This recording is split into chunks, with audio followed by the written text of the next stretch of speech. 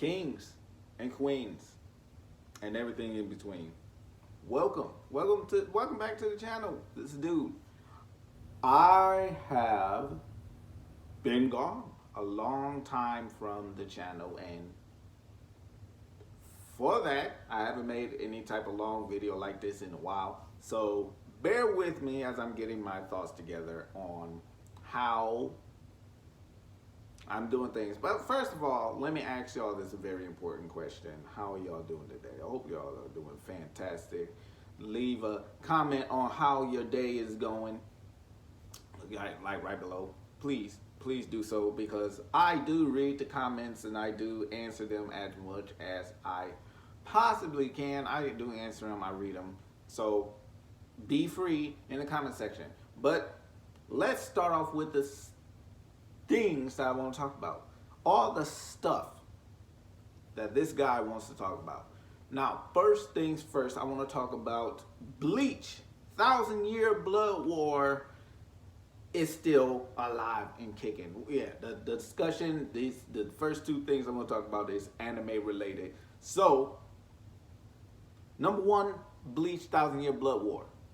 I know I said that already. I know I said it. I'm sorry, y'all. I'm still trying to get my head focused back on doing it like this. So, one of the main things that I wanted to talk about is how good 1,000-Year Blood War has been leading up to everything that's leading up to. So, setting up for Ichigo to not only to possibly, this is my theory. Like, I know a lot of people have read the manga and already are like ahead of the game, right? Already jumped the loops and barrels over the game, known about it years ago and whatnot, because it happened years ago. The manga already came out, boom, already established, already set up. But what my theory is that Ichigo is going through a special type of training, especially for the Soul King, like with the last episode of him walking through that main aisleway and getting all of the energy and the memories. It seems like the memories and essence of the Soul King. My theory is that they're setting him up to become the next Soul King. And just because he's going through, I want to believe he's going through the same motions as the original Soul King went through, and getting all of the upgrades and boosts and powers and everything is just that's going on. It's just I'm sorry if I'm messing with your head a little bit. I'm sorry, y'all.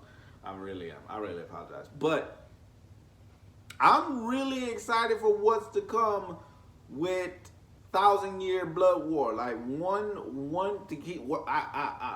of my favorite episodes of recent, right? One of my favorite episodes of recent that came out is Shinji's Bankai. With him talking backwards as well, when he was using the Shikai in that instance against Bambietta. And I was like, okay, this is how it's working. This is how it works in the viewpoint of the opponent that's getting hit by it. And that's a cool detail that they did. But I do want to talk about my favorite episode of 1,000-Year Blood War altogether. My favorite fight.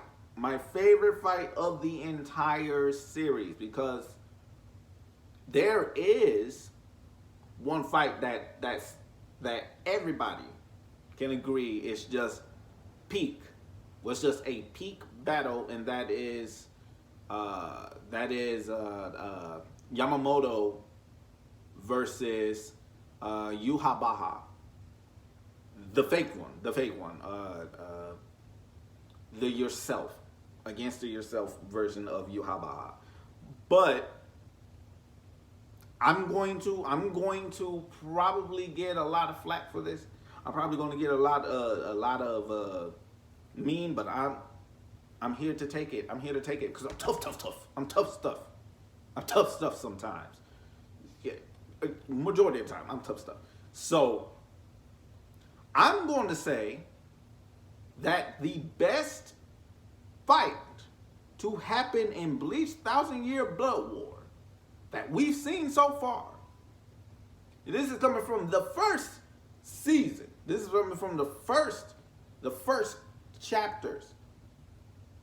And that is between Kenpachi and Unohana. That is the battle. That is the best fight in Bleach, period. And it's not even about the visuals, like because Yamamoto, his Bankai was visually astounding. Was all out powerful. I'm not giving any type of discredit, not shortening the battle at all. I'm just saying there was a lot more layers to the Kenpachi's fight than it was against the leaders' fights. I think it was a lot more weight to the Kenpachi fight because it seemed like there was a lot more. It was a little more poetic that there can be only one. If you know the reference, thank you for not making me feel old, but at the same time making me feel old. My mind goes there sometimes. But talking about that, like, I'm saying that, like, my honest opinion of it is that is the best fight that we had in Bleach so far because of everything that led up to it, the history of it between the two, and it closed it like opened up some revelations about why it gave reason to why Zaraki lost majority of his battles that he shouldn't have lost in the first place. Yachiro explained that he shouldn't have never lost any of his fights because that's how strong he is. But he put restrictions on himself, and I'm like, that's absolutely nuts how powerful this man is. And then watching the fight, just knowing that she's in Bankai. She's using her Bankai. Minazuchi. She's using her Bankai. And he has yet to even know what his Shikai is. And he's fighting her on her Bankai level. And her Bankai is supposed to be one of the most dangerous. It goes with her character. She is the most dangerous and most powerful. She's more like she said to herself, she is the most powerful. There's nobody that can really beat her. Nobody that can stand up to her.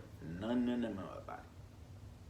Maybe not even Yamamoto can stand up to her. That's a strong take. That might be me reaching, but she never said, that she could lose to Yamamoto. She just said that she said that she's strong. She's stronger than almost everybody. She can beat anybody. Except for Zaraki. Zaraki was the first one that actually made her shake, made her excited. They had that union, but the thing is that Kenpachi was stronger than her even way back when, and that was the craziest revelation. I was like, my mind was blown absolutely out of the water. I was like, okay, makes sense. Makes sense why she has so much, like why this fight is so important. and has so much she has regret. She even said it in the whole thing. She said she regrets it. She regrets fighting him because she's the one that made him the way that he is right now, which is just basically he handicaps himself in every fight. On just like a self, it's like a force of habit for him. In every fight that he's been in against a weak opponent or a seemingly strong opponent, he handicaps himself to see how close to the edge can he get before he has to really pop off a little bit. And that's my main reason why I love this fight, is because of the story that is being told and everything being explained within the fight. Their reasoning for fighting is because they just enjoy fighting, but they have two different approaches about it. She heals in order to keep fighting the person. He weakens himself in order to just keep fighting. Like, they're two sides of the same coin. They're just they're one of the same type of person. And that's why she had to end it. She ended it. He didn't necessarily get the victory because she killed him several times. She got him several times. Like, not gonna lie, she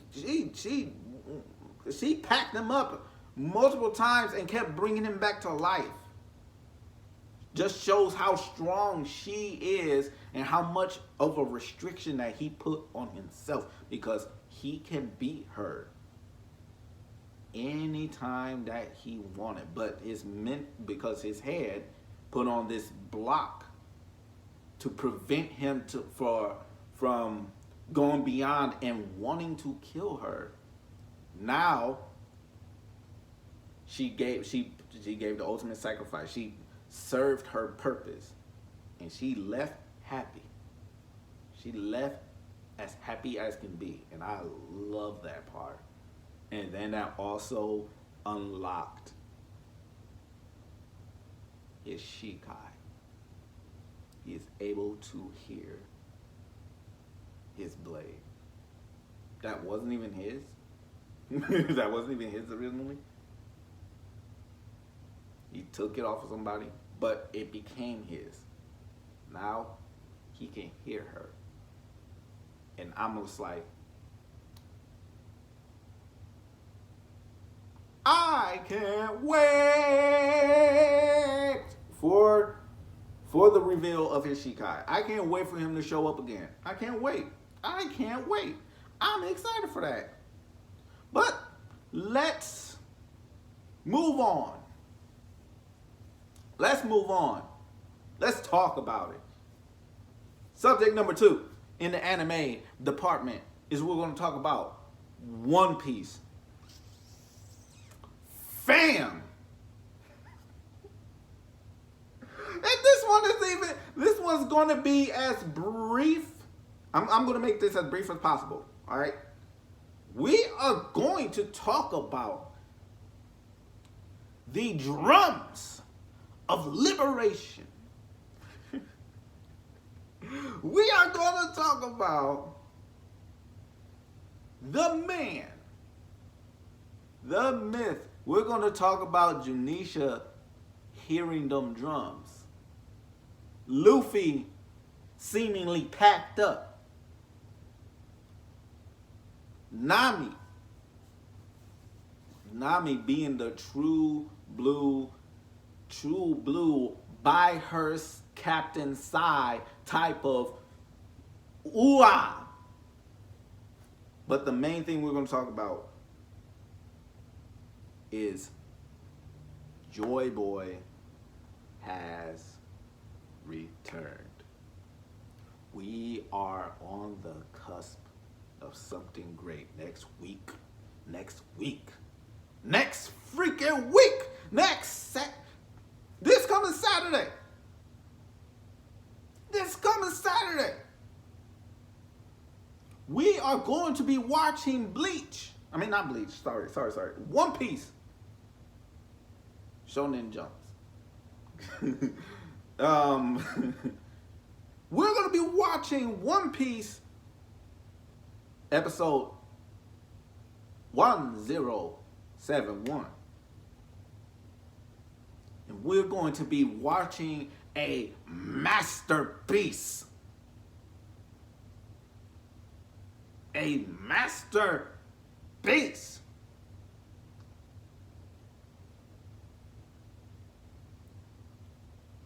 We're gonna watch two greats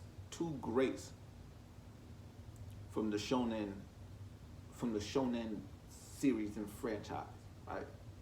We're gonna watch Bleach 1,000-Year Blood War. And we're gonna be watching One Piece. One Piece is just gonna have a little more priority. But we get the drums of liberation. Zanisha say, can you hear it? Can you feel it? It's a feeling that I have, like, it's been 800 years since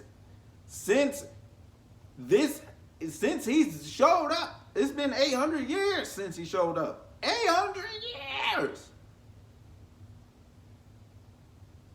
since he showed up. And he is for sure, and he is positive that this is him. He is here. And Momosuke is like, who are you talking about, man? What are you on? What's going on here? And then the drums of liberation started picking up. Beat, boom, boom, boom, boom, boom, boom, boom, boom, boom, boom, boom, boom, boom, boom, boom, boom. And I was like, yo, let me feel this beat.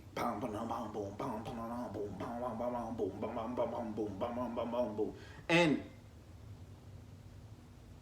then Luffy's hair started to change.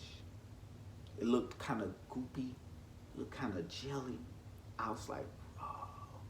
And then Zanisha said, Joy Boy has returned. And the key thing that you noticed from Janisha is that he was smiling and his pupils got big.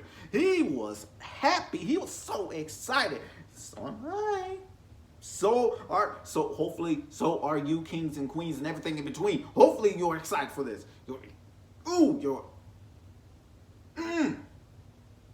And then you see the smoke. All of the smoke coming out of Luffy's body as his heart is just jumping and racing to like the drums of liberation that it is. And then you see Luffy smile. And it leading on to the next episode. I'm here for it. I'm all here for it. I'm all here for it, y'all. Oh man, I'm excited. I'm excited for Saturday. Saturday is going to be a jam-packed with goodness all together. And I also want to give a quick little shout out to Jujutsu Kaisen season 2.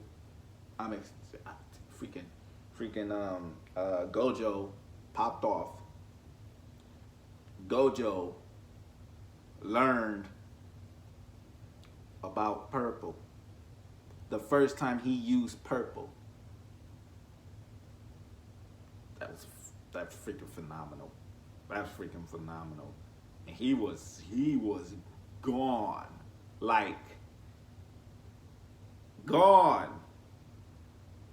But I'm excited for that. That's anime. That's anime, and what we're gonna do is talk about something. Let me roll up my sleeves. So that we can talk about this certain subject right now. Let's talk about Marvel's Secret Invasion. My sleeves are returning back down because it is a mixed bag. right? We can honestly say that everything leading up in the Secret Invasion, every episode prior to the ending was fantastic. And before you deny it, oh, the whole show was awful. No. It wasn't. In truth, in reality, the whole show wasn't bad. It was the execution at the finale. It was the last bits of the finale that left so much unanswered questions. That left so much blanked and gone. And us just like trying to figure out where and when and how things have happened. The most controversial, I say, the most controversial, the most talked about, is where or when did Rhodes got? When did he get taken? At what time period? As much as people want to say it happened during Civil War or like after Civil War when he took that big fall, I don't know about that anymore. I honestly don't know about it. Not 100% sure, because with everybody's theories that's been going around, some just make a lot more sense than others, like the fact that it could have happened during like after Endgame, like right after Endgame, it could have happened. Right, like that's one of the theories that's out there, that it could have happened after Endgame, just because of the it was something that really, that I really looked at and I was like, oh, okay, that makes perfect sense. But at the same time, it could have happened at Civil War and he's just during a hospital visit. But at the same time, the hospital visit could have been just a regular hospital, like a surgery that he was about to get, but due to the fact that it was his legs, like he couldn't use his legs as good as he could, it possibly, like, I don't know, and that's the frustrating part, and I think that's why everybody is frustrated, is the fact that it's a mind-boggling headache that y'all just left us with. And the only way that we're going to find the answers is probably during Armor Wars. That's probably when we're going to find out. Probably. I don't know. It's up in the air. We don't know. And it's like, oh, no. Oh, yeah. And I guess Gaia having every single power of every single being that was during the battle, that was at the Battle of Earth, as it is now directly titled, as it's now being declared.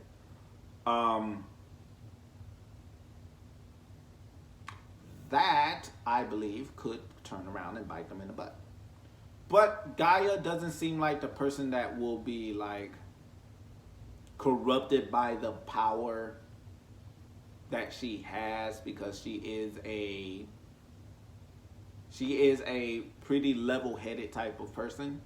So she doesn't seem like she will be corrupted by the powers that was given to her. And probably doesn't even fully understand that she has, like, she's probably like well, she does understand it. I'm not gonna lie, she does understand it due to the fact that she outsmarted Gravik, and Gravik had the same exact powers, but she was smart enough to use everybody's powers instead of just brute force and strength. Like, that was the whole difference right there. And I like where they were going with that, but at the same time, it was just kind of ending just left more questions than answers. Maybe we might get a season 2 out of it. Maybe we might get a season 2. Do we want a season 2? At this moment, not right now. Because that ending left a sour patch kid in our mouth. And it's just staying there. Right next to the jawbreaker that's in there too. And a bottle of hot sauce. So maybe we need to push away from the Secret Invasion 2. We don't need that. We don't need that right now. Because here's one thing I don't understand is when I go through YouTube and I see like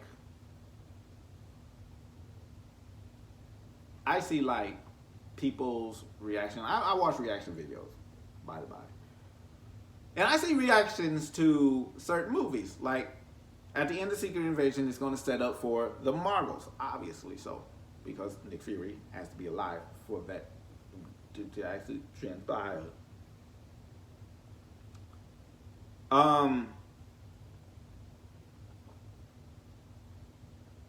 The amount of just unlitigated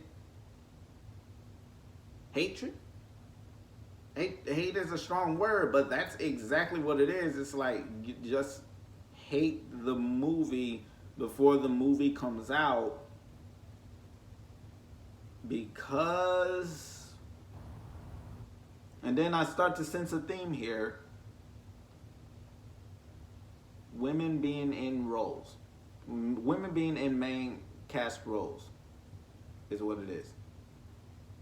And my reasoning behind it, and my theory behind this, right? This is my hypothesis. This is my reasoning behind it. Is because it's not so much necessarily the fear of powerful women, because again, they try to sugarcoat it as like, oh, you're bad writing. It's more, I wanna believe it's more the fact that a man should be in that role. That's basically what it is. That's all it is.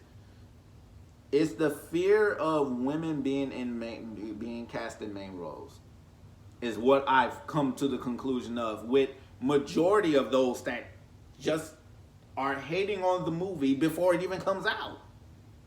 It's not even out yet. They have 2 trailers. And you hate it. You hate it before you even watched it. You already had your opinions of the film before it even came out. You had your opinions of each and every single character, main cast characters, before it even came out, because you're basing it off of, I don't know what you're basing it off of, for real. It's like your honest opinions of their individual shows. Miss Marvel was good. Captain Marvel the movie was good. Let's not forget about WandaVision. That was a good show as well. They were good. So I don't understand the hatred behind it. Oh, that's right. Miss Marvel was not a good show, apparently. It was not a good show because I don't know why it wasn't a good show. It's just most of it has to do with a lot of like whistleblower type of racist, sexist, and a slew of just a bunch of just racist and sexist. That's all it is. That's all it is. For the most part, like their masculinity is under attack, and it's mostly men that hate these shows. And if you women that hate the show, I don't know. I can't answer for those. I can't, because not one. So I can't actually fill in for that. That's their opinion. They can have it. For the men, I don't get it and I don't understand it. It's a good show. It was to me, honestly. But keeping on the Marvel track and the Disney Plus shows, let's talk about Loki season 2. We're here. We're here. We've made it. October the 6th. Loki season 2. The trailer just did it just come out? I think it came out last night, if I'm not mistaken. Or it probably did just come out. It probably did. Loki season 2, latest trailer. Bomb, diggity, diggity, bomb, diggity, bomb, diggity, bomb. But one thing that's probably on everybody's mind is that what's going to happen to Kang, Jonathan Majors, the actor? Well, my honest opinion is that they're just going to roll with it because, again, he's not like if you keep up with it, then you know that there's no evidence of him doing anything to her. She freaking fabricates the whole story. I don't know, man. But again, that's just hearsay. That's just speculation. Don't quote me on that. All right. I'm just going based off of what the evidence was found and was not found. And that is what has been going around. I'm just echoing it. But I'm excited for season 2 of Loki. And of course he's going to make an appearance. Of course he's going to make an appearance. He is the major big bad. And he's pretty freaking important right now. Like, he's really important right now. And yeah, I really believe that this is going to be like the way for Disney Plus, Marvel to make up for what happened during the Secret Invasion ending, because that ending kind of left everybody with a sour note, me included. Like, and I'm 100% behind like Marvel movies. I'm here for the MCU. I'm here for it. But if it's something bad, I'm gonna call out on it. I really am, because that was a bad ending. That was a bad ending, but it did not. I'm not gonna disrespect the entire show. I'm not gonna say the whole show was bad. I'm gonna say the finale was the worst episode. I say that was the worst episode, but the entire show as a whole, I give it a solid A throughout the entire show, because that's espionage and everything like that. Everybody's something that they ain't supposed to be. Boom. And then all of the underlining things that was going on in the show, love it. But then Loki season 2, October 6th. Or is it the 8th? Or is it the 9th? It's one of those single digits. I should have did my homework. No, it's the 6th. It's October the 6th. But off of Marvel and on to something a little more game related. Let's talk about some games. And in this particular game, we're going to be talking about Apex Legends Season 18 that is coming. Ooh, the next season that's coming. Ooh, this is about to be good. This is about to be good, because I just watched the Kill Code Part 2. And it's a lot of lore to happen. The fact that Eduardo, Mr. Silva himself, has Revenant's head, and he's moving it. He's been moving it He's been moving it he's been moving it since Loba found the head in the first place. He moved it. Silver moved it and took it. He took the head. When Loba was about to strike it down, he found it and took it from Loba. So Silva has it in his possession. Hammond has it. And I'm like, what the actual F is going on? and the reason that he had it, so that he can take Revenant. And from what we've seen, he made him into something else.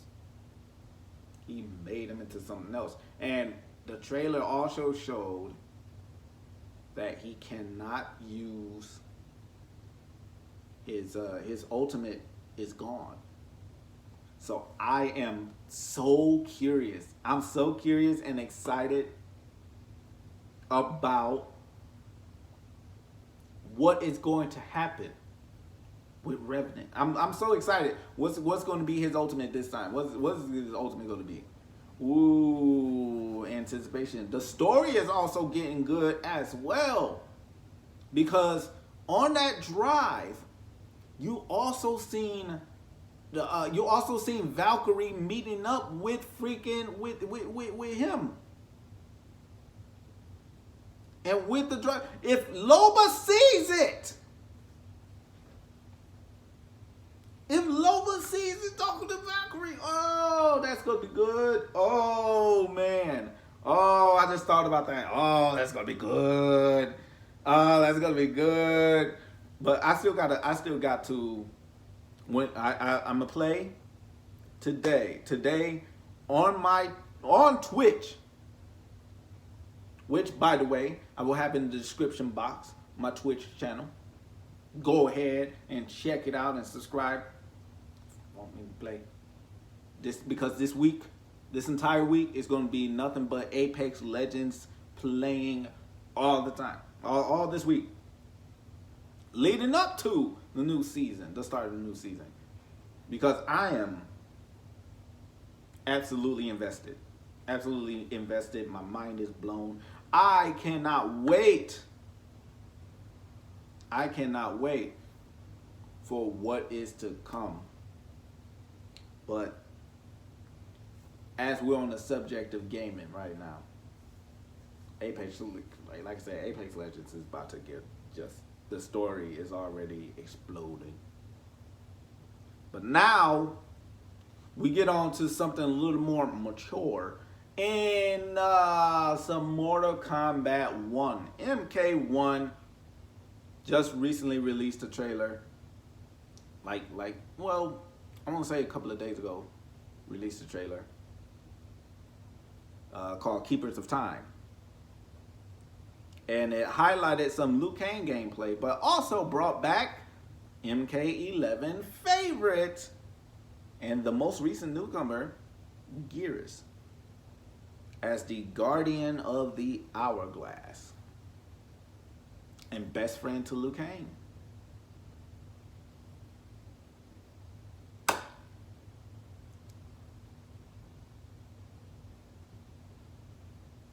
Why? But I'm kidding though. Glad to see Geras back. Glad to see Geras on the main cast and the main roster. Excited for everything that happened. Liu Kang. Let's talk about Liu Kang's second fatality. All right. So confirmation, there is 2 different fatalities. The Liu Kang second fatality just said, I can beat Goku. Yeah, no, not gonna lie. He said, I can beat Goku. Because I'm gonna give you just a small. I'm gonna just give you 2 things that he did. First of all, he created a portal that sent you to space.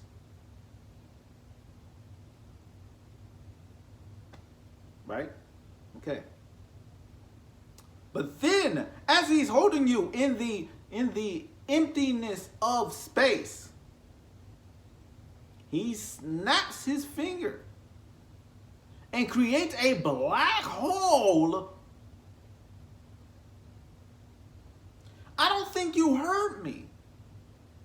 He snapped his fingers and created a black hole.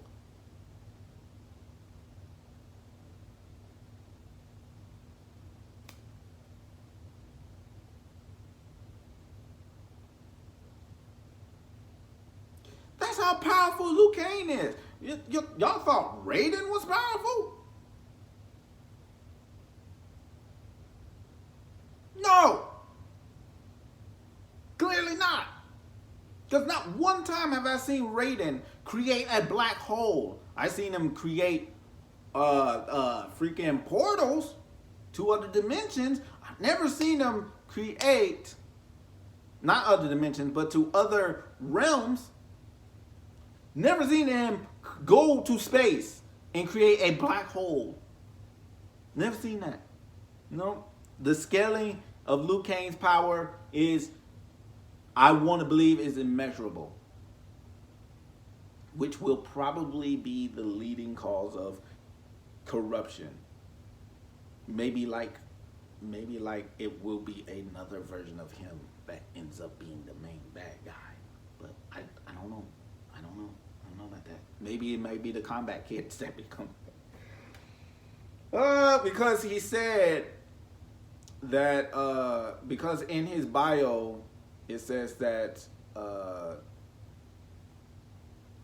an unexpected evil has risen. So I have my theories on that, but I'm gonna do that in a separate video though. But yeah, man. I'm excited for the combat pass. The combat pack #1. I'm excited for that. Every single one. Your beginner roster is just all goats all together. The most requested returns plus guest characters that was kind of like out of the blue. For me, Peacemaker was out of the blue. Omni-Man was out of the blue. Freaking Homelander was literally out of the blue. Those are some out of the blue sons of guns. The return of Ermac, Quan Chi, and Takeda. I'm here for it.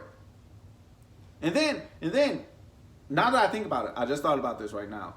The Takeda that was in the trailer is the Takeda that was in the ending and Shao Kahn's ending. Yeah, you think I think about that, huh? Yeah. If you go back and watch Shao Kahn's ending in MK11 and see that Takeda from the trailer, they're the same person. Bet money they're the same person. Bet money they're the same person. Oh boy, I just put that together just now because I just saw the vision in my head and it was just like, oh. But anyway, me clowning. I'm sorry, y'all. Kings and queens and everything in between. This has been a long video. So, all the things that was been said, all the stuff that I like to talk about, all been collected all in this one singular video. And I'll have more to talk about probably in next week or in the coming weeks to come. Like all gathered into a bundle and a ball. I would talk about wrestling, but I'm going to save that for separate things. Because today is Monday and my review is going to be happening tonight. I'm going to get back on my review grind as I usually do. No more taking off, no more that, no more stopping. We gonna get back on the grind. But if you like this video and you want to know more stuff about the stuff that I like, then like, comment, and subscribe to the channel for more of this stuff. And then I do read your comments, and I do comment under those comments majorly and most frequently. So Do that for me. And then also follow me on Twitch. I am going to be on Twitch all this week. Every week. Actually, every week. I'm on Twitch every single day. Except for Thursdays.